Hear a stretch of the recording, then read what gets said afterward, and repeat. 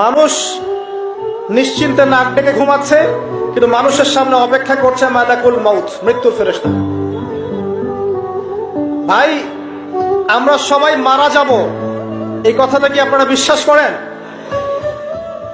এই কথা যে বিশ্বাস করে যে পৃথিবীতে সে চিরস্থায়ী নয়, চিরদিন থাকতে আসে নাই, সে কি পৃথিবীতে উদ্ধত আচরণ করতে পারে?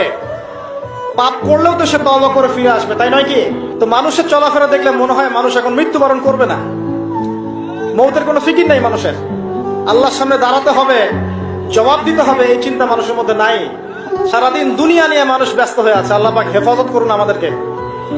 তো পরকালের ক্ষতি দেখেন, মানুষের সামনে অপেক্ষা করছে মৌত, মানুষের সামনে অপেক্ষা করছে কবর। কবর যেখানে কেউ যাবে না, আপনি আমি কেউ না, মানে কেউ কারো কবরে যাব না, কেউ কারো কবরে না। চিন্তা করতে পারেন যে আমাদেরকে একা